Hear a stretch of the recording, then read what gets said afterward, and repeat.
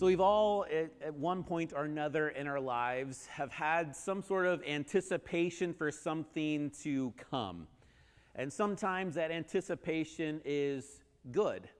For example, maybe you have been to a family gathering or planned a family gathering, and you anticipated seeing some people, some family that you haven't seen in a while, and there's a buildup of excitement. You're communicating with your family, getting everybody together in one spot at one time with all the right meals. That can be exciting. And sometimes we anticipate other things, like maybe a TV show where you've seen all the seasons and a new one's coming out, and you're ready for that final season to tie up all the loose ends of a story that you're waiting for. Maybe it's been a renovation of a house where you have taken time to tear everything down, and now it's getting rebuilt the way that you want. Whatever it is, we've all experienced in one point or another the anticipation waiting for an end or waiting for something to happen. And we know as humans in this life that sometimes that anticipation is wonderful, but sometimes the outcome doesn't match our expectations. Sometimes we're let down, or sometimes we receive something that we didn't expect. Maybe at that family gathering, you're really hopeful that one person would be there and they change plans last minute, and you're let down a little bit. Or maybe you get to that gathering and you're sad because somebody that was there last year won't be there ever again, and it brings some sorrow to your heart. Or maybe it looks like wanting that job so bad that you can picture your life around the income that would come or the placement of that job, and it doesn't come through. Whatever it is, we've experienced that build-up and then the release of something. And for me, in my life, I like TV shows. And so Game of Thrones, any fans out there, maybe shake your heads yes or no. But Game of Thrones was one of those things for me where I loved the first 7 out of 8 seasons. I had followed it from when I was in college and followed it through. And then season 8 comes out. There's big anticipation. And as you go through that season, if you're like me, it doesn't deliver what you wanted it to. And I'm left with great disappointment that the stories didn't unravel the way that I had hoped. And I will never watch Game of Thrones again because it was that bad in my mind. But maybe this is a little more relatable, but if you've ever been married, there's that honeymoon phase, or maybe in a new relationship, a dating relationship, where nothing could go wrong. You're like, how did I not have this my entire life? Everything is smooth. My first month of marriage with Rachel was that honeymoon phase of like, oh, this is wonderful. Nothing could ever go awry. And then as we try to mold our builds together, we start realizing how tough marriage can be sometimes. That the outcome and the anticipation is wonderful, but there's work that comes alongside of the wonderful marriage that I was gifted. But there's expectations that we live with in this world. And in the parable that Jesus shares this morning, there's some anticipation from the servants. That they went out into the field and they planted all of these seeds, these wheat plants. And as you plant a specific seed, you know that the outcome is going to be that specific plant. And so they go out in the field and they plant it, and then they wait in anticipation. What's going to come? Oh, it's going to be a wonderful harvest. But what happens is weeds start growing alongside the wheat. Something that they didn't expect to happen was growing along the good that was growing.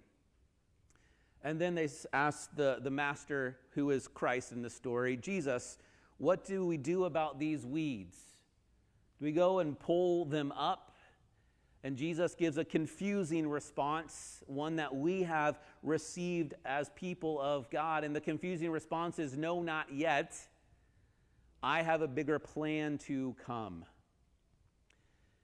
And it leaves that tension of the servants. Well, we worked hard for this work of wheat growing, but now the master wants to grow weeds and wheat at the same time.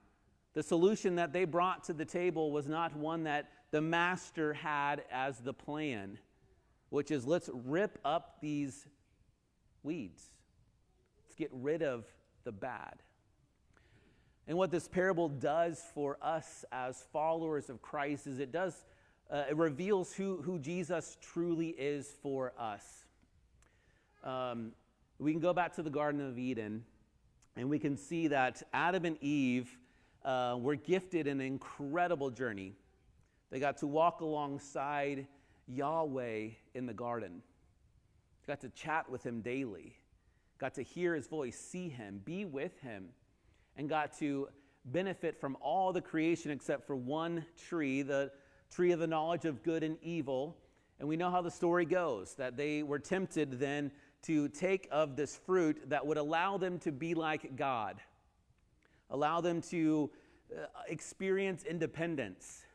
And so they take that fruit, trusting that they would now know what it is to be God who can create judgment and bring judgment upon things, to be in control of everything, to have it their way.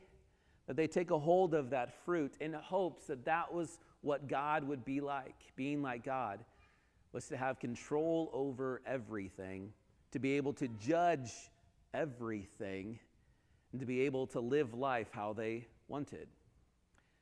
It sounds a bit familiar to our lives, doesn't it?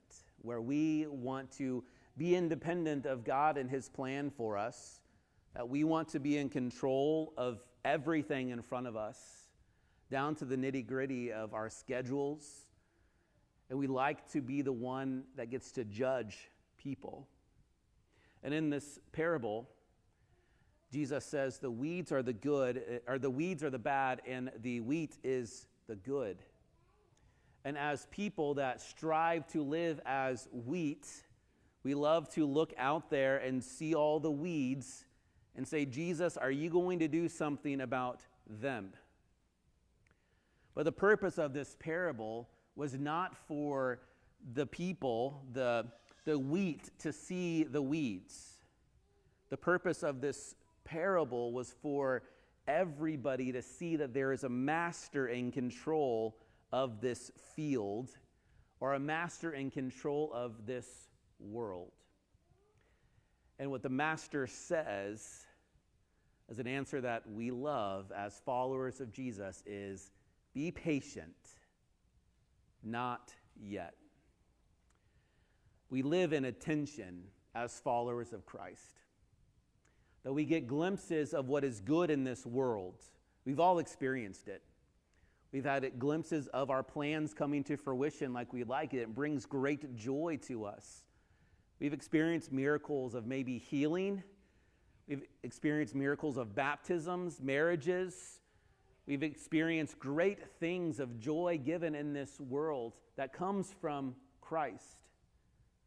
But we also have experienced the other side of things, where this world is filled with things that are not good yet, filled with those weeds, those things that tear us further from who Christ is.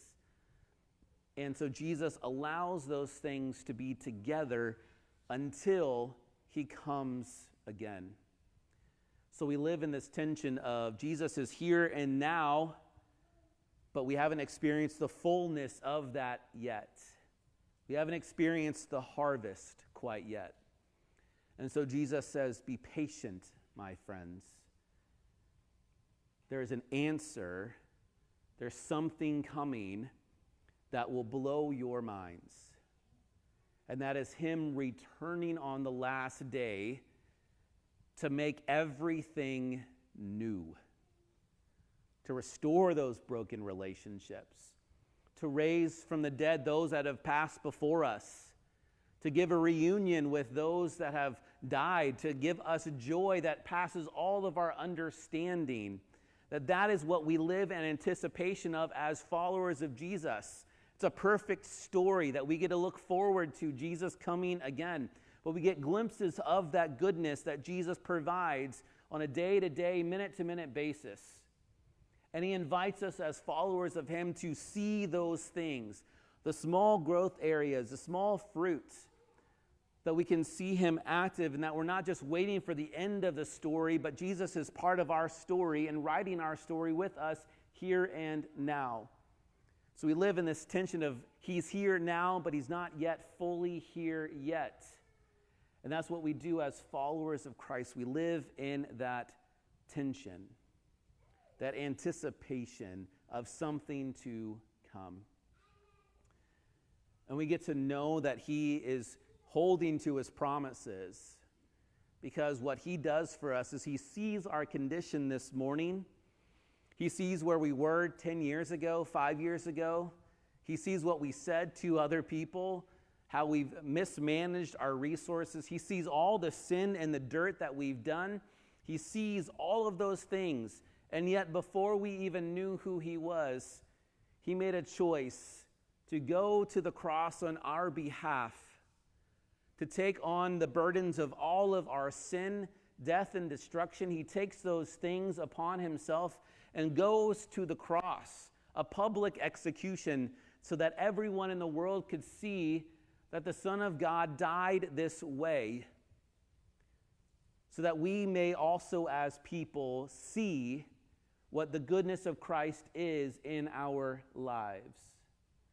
That our stories would have zero buildup, zero anticipation, if it wasn't for that death of Jesus and resurrection on the cross. Because our stories, our lives would end in death. There's nothing to look forward to. But as Christ has come into this world, taken on the likeness of man, that he went to the cross and died for those things so that our story may not end in death, but we may look forward to a life that is beyond our imagination and our understanding.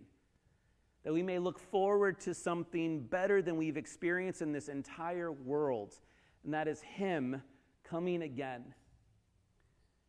And then also as followers of that eternal Christ, that eternal being, is then we get sent out into the world. We get to be wheat among weeds. We get to live together. And I love how Jesus illustrates that the roots might be overlapping. They might have grown together. And isn't that the story of our relationships in this world? That we have grown together with people that maybe don't know who Jesus is yet. Maybe it's a family member or a worker, a coworker. Maybe it's somebody that we've never met before or a neighbor. But we in this world grow together with people, and that's the mission that the Lord has sent us on, is not to get rid of those weeds, but to live and grow among them. And then let Jesus be the one that brings judgment. But first, before the judgment that Christ brings, is he brings the love and grace that he has brought all of us that we've experienced on the cross. And that's what we get to bring out into the world, is that love and grace, the message of Christ that we fell in love with. That is that we are sons and daughters of Christ, and our identity is found in him and him alone.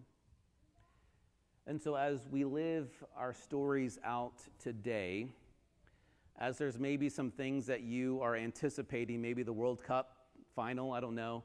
Maybe it's something more serious than that. But as you go out into the world today, know that Jesus has gone before you. There's nothing that you will experience that he hasn't seen already. That there's nothing that he will encounter that he can't accomplish and conquer. That he has gone out before you. So may we as followers of Jesus live in that grace. Live in the blessing that he is with us and that he's never going to leave our side. And may we look to the cross as the place where we found forgiveness and Jesus found us. And may we look forward to the coming of Christ again on the last day. And may those that we are living among and living with know the love of Christ by the way that we love them. And live in the grace that the Lord has given you this morning. That you are found in him and that your story will be complete in him alone.